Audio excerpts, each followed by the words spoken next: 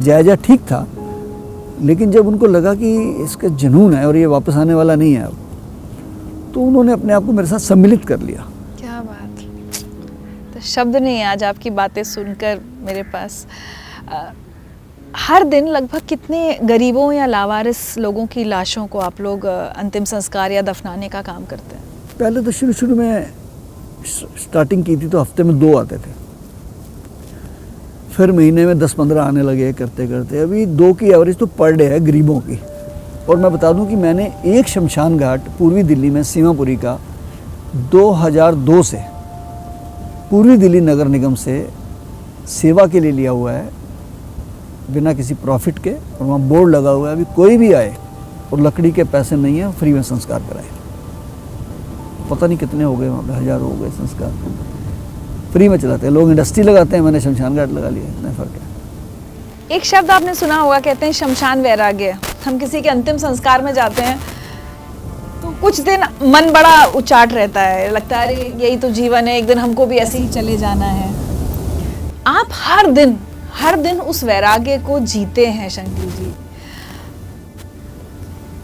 कैसे? मतलब 25 साल से हर दिन किसी को जाना, अंतिम संस्कार करने, वो भी ऐसे लोगों का जो ना आपके रिश्तेदार हैं, जिनसे आपका कोई रिश्ता नहीं, कुछ नहीं, ना दोस्ती, अनजान लोग।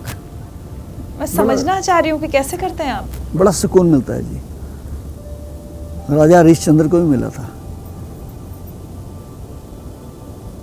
जब हम गुरुद्वारे, मंदिर या मस्जिद जाते हैं, अपने किसी भी धार्मिक स्थल पे,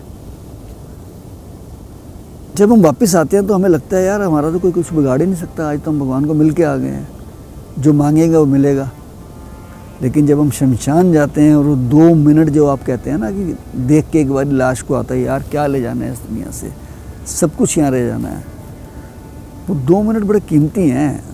उस 2 मिनट ने मेरे जीवन को बदला है निगम बोध घाट पे, आज से 25 साल पहले। अगर मैं वो लाश नहीं देखता और वो लकड़ी वाला सीन नहीं देखता तो मेरा जीवन कैसे बदलता। लेकिन आज तो आप हर दिन पता नहीं कितने मिनट, कितने पल वहाँ बिताते हैं। आज भी सुबह होके आया हूँ, यहाँ आने से पहले शमशान घाट होके आया हूँ मैं, एक डेथ में।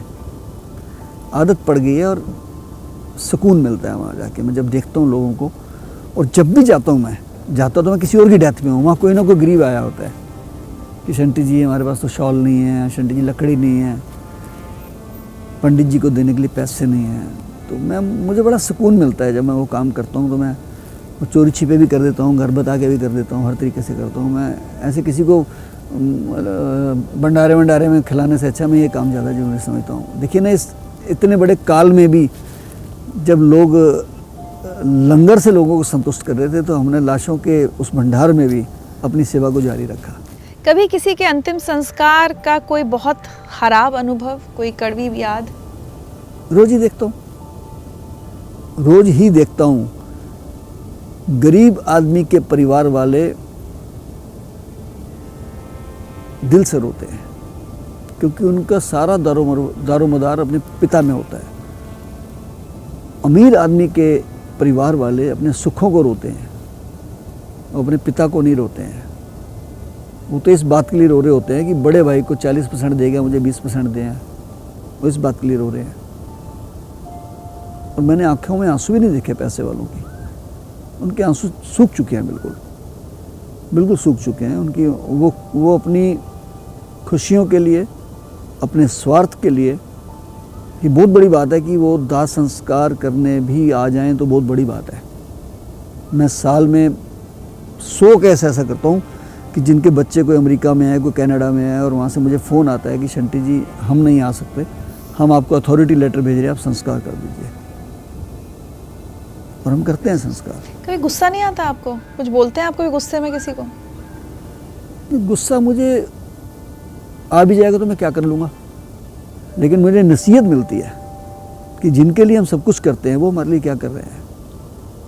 एक माँ, एक बाप अपने तन को मार के, अपने मन को मार के, हो सकता है कि पिता जब घर में बच्चों के लिए सामान लाता है, हो सकता है उसकी जेब में पैसे ना हो और वो कहीं से उधार लेके भी लाता हो, बच्चे की फीस भी देता है कहीं से भी लाके, घर का सामान भी लाता है। लेकिन वही पिता जब मर जाता है और वो बच्चे बड़े वेल सेटल हैं,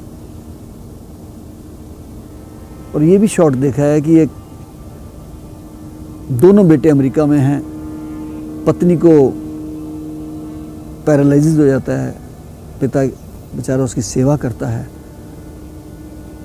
मलमूत्र उठाता है, लेकिन एक दिन वो पत्नी सुबह देखती है कि उसका पति आज मेरा मलमूत्र नहीं उठा रहा, खुद वो उठ नहीं सकती, तो देखती है तो दूसरे पे पति उसका मरा पड़ा है। अब उसके अंदर इतनी हिम्मत नहीं है कि वो उठ के बेचारी उसको उठा सके। बहुत दूर तक MTNL का फ़ोन पड़ा था, 3 से 4 घंटे में घिसट घिसट के वहाँ जाती है, फ़ोन मिलाती है लेकिन बोल नहीं पाती है, लेकिन फ़ोन नंबर से पड़ोसी समझ जाते हैं कि कोई बात है कि ये फ़ोन बोल नहीं रहे हैं, और गेट तोड़ के वो अंदर आते हैं, उठाते हैं।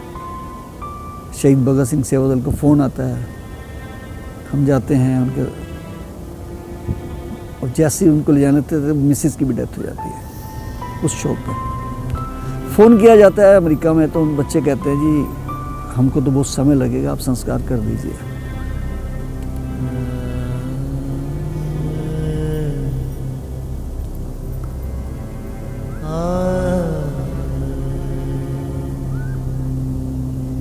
मतलब पूरे शहर के कंधे थे उनके पास, जिनको पैदा किया था वो कंधे नहीं थे। तभी लिखा ना गुरबानी में, जगत में झूठी देखी प्रीत,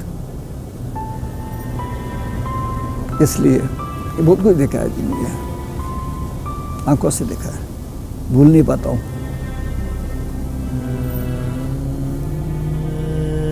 और ये सच है जीवन का, हम लोग बहुत प्यार करते हैं, लेकिन मुझे लगता है कि हम जिनको प्यार करते हैं वो बड़े होकर उस प्यार को भूल जाते हैं, उनको कुछ और दिखता है, उनके लिए प्यार से ज़्यादा चीज़ों की कीमत है। इसलिए मैंने तो अपने जीवन को बदल लिया है जी काफ़ी हद तक। मैं बड़ा सेटिस्फाई हूँ इस बात से कि जो हो रहा है अच्छा हो रहा है, जो होगा अच्छा होगा, किसी के ऊपर हम उम्मीद ही ना रखें, अपने आप को इतना प्रिपेयर कर दें। मेरे पास 10 फ़ोन ऐसे आते हैं कि शंटी जी मैं लिख के जा रहा हूँ कि मेरी डेथ हो जाए तो संस्कार मेरे बच्चे ना करें, आप करें। अच्छा। लिख के जाते हैं। उन्हें पता होता है कि नहीं करेगा कोई उनका? करेगा भी तो कहते नहीं, हम आपसे कराना चाहते हैं, कम से कम आप विधिवत तो कर दोगे, समय पे तो कर दोगे।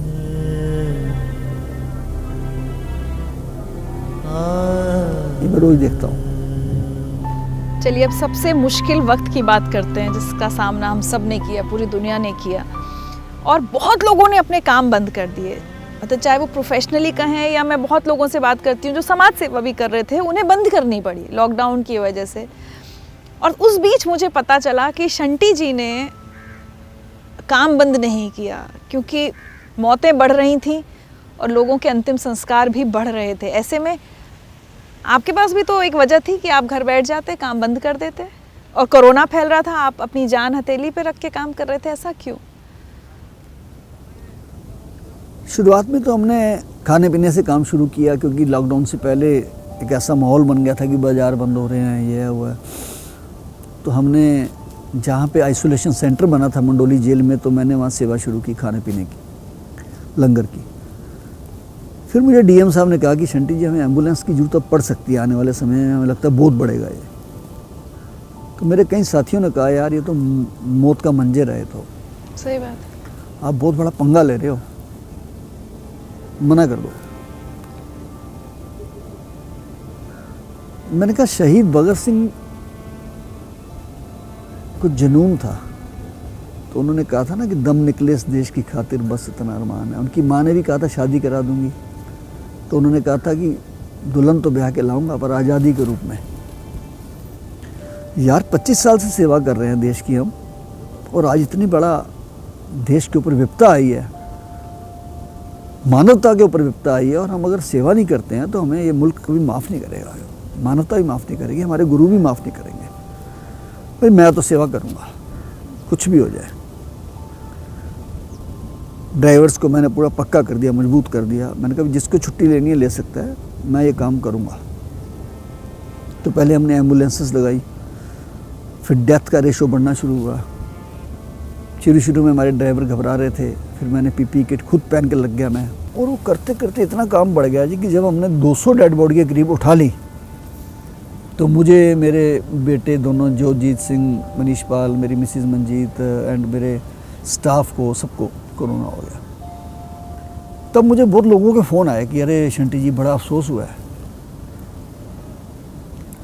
मैंने कहा जी अफसोस उनको होता है जिन्होंने घर में बैठे कुछ नहीं किया और कोरोना हो जाए, उनको तो अफसोस होना चाहिए। मुझे तो कोई अफसोस नहीं है, तो काम कर रहा था। हम काम कर रहे थे और हमें होना ही था। हम तो डेली मोर्चरी में जा रहे हैं, डेली शमशान घाट में जा रहे हैं, हॉस्पिटल में जा रहे हैं, तो हमें तो कोई अफसोस नहीं किसी प्रकार का। हो जाएगा, ठीक हो जाएगा, कोई परवाह नहीं है। और नहीं भी रहेंगे ना, नहीं भी बचूंगा तो एक काम रुकने वाला नहीं है शहीद भगत सिंह से। इतना बड़ा हमने एक बेड़ा खड़ा कर दिया है, क्योंकि मेरी पोजीशन थोड़ी क्रिटिकल थी, मुझे एज ए डायबिटिक प्रॉब्लम आ गई थी काफ़ी, और लेकिन परमात्मा ने बचाया, फिर ठीक हो गए। इसका मतलब ईश्वर चाहता है कि हम और सेवा करें और ज़्यादा करेंगे हम सेवा, और खुद लगूंगा, मैं खुद लगूंगा। बस लग गए जी। उसके बाद 965 के करीब अभी तक हम क्रीमेशन करा चुके हैं कोविड वालों के, और 1200-1300 से ज़्यादा पेशेंट्स को भी हमने कैरी किया है। हम हॉस्पिटल से बॉडी भी खुद लेते थे, क्रीमेट भी खुद करते थे, उनको वीडियो भेज देते थे।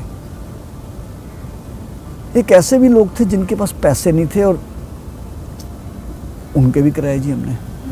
एक ऐसे भी लोग थे जो डेड बॉडी छोड़ के भाग गए कि हमको तो डर लगता वो है। अमीर गरीब दोनों थे, उसमें अमीर ज़्यादा थे।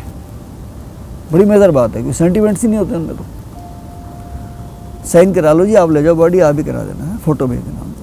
अच्छे भले हैं वो बंदे, जा नहीं रहे हैं। तो ये 4-5 किस्म के संस्कार हमने कराए। और अभी तो जो मैंने 20 दिन पहले एक हादसा देखा, मेरे को झचकोर दिया उसने। पता है, एक 37-38 वर्ष के व्यक्ति कोरोना हो जाता है और वो कोरोना से ठीक हो जाते हैं। 3-4 दिन के बाद उनको हार्ट अटैक टाइप होता है, क्लॉट्स आते हैं, और उनको हॉस्पिटल लेके जाते हैं, उनकी डेथ हो जाती है।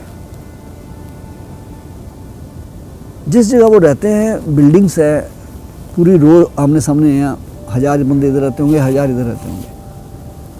मुझे किसी का फ़ोन आया जी ऐसे ऐसे उनकी डेथ होगी और लाश घर पे आ गई है, उनका संस्कार कराने वाला कोई नहीं है। तो मैं समझ गया सारा हादसा कि मैं अपने वॉरियर अपने साथ रखता हूँ, 4 वॉरियर हमेशा संस्कार कराने के लिए। पीपी किट वगैरह पहन के हम पूरे एक्यूप्ड होके जाते हैं।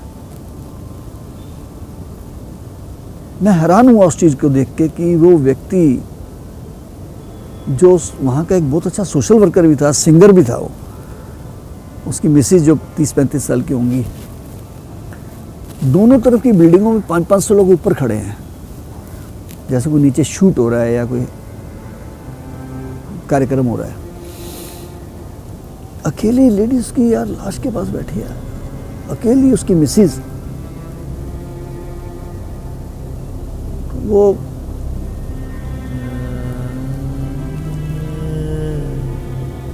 अजीब बात है, सब छोड़। लेकिन उस बच्ची की हिम्मत देखो, उसने संस्कार खुद कराया। कहती मैंने कहा जी मैं करूँगा। कहती नहीं भैया, रिचुअल्स तो मैं ही करूँगी, आप मुझे बताते रहना बस। तो ये राष्ट्रीय राजधानी दिल्ली में ही हाल हुआ है, तो बाकी जगह क्या हाल होगा, आप सोचिए इस बात को। इसने बहुत कुछ सिखाया हमें, इस कोरोना काल ने बहुत कुछ सिखाया। अच्छा एक बात बताइए, जब इस तरह का काम करते हैं जिसमें हर दिन इतनी मुश्किलें भी हैं, सब कुछ है, ठीक है, सुकून मिलता है, लेकिन तकलीफ़ें भी बहुत आती हैं। कई बार लगता है कि अरे क्यों कर रहे हैं, मतलब किसके लिए करना है। और ख़ासकर जब आपको इस काम की वजह से खुद को कोरोना हो गया, तब भी क्या एक बार भी ख्याल नहीं आया कि अरे शंटी क्या कर रहे हो तुम? देखिए हम लोग ना जिस कम्युनिटी से हैं, हमारी कम्युनिटी बड़ी सेंटिमेंटल है, तो मेरा भी जज्बा कुछ ऐसा कहता है कि कुछ तो यार ऐसा करके जाएं। और एक ही दिल के अंदर मिशन रहता है कि अपने लिए जिए तो क्या जिए, तू जिए दिल ज़माने के लिए। बड़ा मज़ा आता है जी, अपने लिए तो पंछी भी करता है, पशु भी करता है, अपना काम सब कर लेते हैं, लेकिन जब किसी के लिए कुछ करते हैं ना, और वो जो 1 मिनट की शांति है ना, बड़ी ज़बरदस्त शांति है, ये सुकून बड़ा ज़बरदस्त है जी। उसका मुकाबला आप नहीं कर सकते, किसी दुनिया की किसी चीज़ से नहीं कर सकते। आपने अपने एक साथी को खोया, आपके परिवार को तो सबको कोरोना हुआ, लेकिन इस कोरोना ने आपके भी एक साथी की जान ली। उसके बाद क्या सेवा दल के लोग डरे कि क्यों कर रहे हैं, हम इसको बंद कर देते हैं? आपको कुछ लोगों ने समझाया तो होगा ही? नहीं, मेरे देखिए फ़र्क तो पड़ता है। मेरी एक सिस्टर इन लॉ, एक ब्रदर इन लॉ, वो भी कोविड में गए, मेरा ये एक ड्राइवर गया है इसमें। तो मुझे ड्राइवर्स को ये समझाना पड़ा, बाकी ड्राइवर्स को, कि देखिए वैसे चले जाओगे तो कोई नहीं पूछेगा, सेवा करते हुए जाओगे तो दुनिया याद रखेगी, देश याद रखेगा। कोरोना काल में शंटी जी ने सबसे पहले डेड बॉडी को सबसे पहले उन्होंने अपने हाथों से उठाया। उसके बाद हम सारा स्टाफ जो यहाँ 8-10 आदमी का स्टाफ है, ड्राइवर और वो काम करते हैं, सब डर गए और सब मतलब कि अपने अपने घर जाने के लिए कहने लगे, छुट्टी की कहने लगे, काम छोड़ने की कहने लगे। उसी कोरोना काल में हमारा एक ड्राइवर, हमारा एक मेंबर, हमारा एक सदस्य, हमारा एक भाई हमारे बीच से चला गया, कोरोना की भेंट चढ़ गया। हमसे लोग दूर जाने लगे, हम किट पहन के जा रहे हैं तो हमें कोई मतलब कि ऐसा कर रहे कि जो अछूत हो या कोई गलत काम करके आया हो। जब कोरोना काल एकदम आया, एकदम हम उनसे तो हम डरे ही नहीं पहले जो कर रहे थे काम, अब एकदम छोड़ के हम घबरा गए बहुत ज़्यादा कि ये तो जान ही ले लेगा, क्योंकि लोगों ने जिसने भी सबने डराना सोचा। संटी हम तो भाग चले गए थे छोड़ के, तो संटी जी ने कहा बेटा कोई अभी इतने साल से जब मेहनत कर रहे हैं तो अब एक देश के ऊपर इतना बड़ा काल आया है, अगर आप सेवा कर रहे हैं तो आप पीछे क्यों हट रहे हैं, मैं हूँ ना आपके साथ। कब तक कर पाएंगे सारा काम, क्योंकि सब में फिजिकल मेहनत भी बहुत है, मेंटल, हर तरह से आप पूरा एग्जॉस्ट हो जाते होंगे, कब तक कर पाएंगे? भाई इससे ज़्यादा मेहनत तो हो नहीं सकती जो कोविड में हुई है। ये दौर परमात्मा करे आए भी ना कभी। और एक बात बता दूं मैं आपको, खाली बैठे हुए इंसान जल्दी मर जाते हैं। आप सेवा करते रहिए, अपने आप को आप जवान ही समझेंगे, रहती जवान है, और काम करने की शक्ति बढ़ती रहती है, कभी कम नहीं होती है। स्पिरिट, ताकत दिल से होती है। मैंने कहा ना, पंखों से उड़ान नहीं होती, हौसलों से होती है, और हौसले हैं हमारे पास। और हम जब भी निकलते हैं सुबह यही प्रार्थना करते हैं कि देश शिवा बरमोए है शुभ कर्मन ते कबहो न टरो और सो जब जाए लरो, निश्चय कर अपनी जीत करो। शाम को वापस आए तो कुछ करके आए हम आज। वो कहते हैं ना कि किसी की मुस्कुराहटों पे हो निसार, किसी का दर्द मिल सके तो ले उधार, किसी के वास्ते हो तेरे दिल में प्यार, जीना इसी का नाम है। बड़ा मजा आता है जी। तो जीवन की आखिरी सांस तक ये सेवा करते रहेंगे शंटी जी? देखिए, जीवन तो ऊपर वाले के हाथ में है, पता नहीं न जाने किस घड़ी में ज़िंदगी की शाम हो जाए। और इस कोरोना काल में तो मुझे वो एक वक्त फिल्म आई थी, उसका गीत जो था, वक्त की हर शय गुलाम, उसका एक अंतरा बड़ा अच्छा है कि आदमी को चाहिए वक्त से डर के रहे, कौन जाने किस घड़ी वक्त का बदले मिजाज। मिजाज ही तो बदला है वक्त का। बड़े से बड़ा और छोटे से छोटा व्यक्ति घर में बैठा हुआ है, और कोरोना ने किसी को बख्शा नहीं है।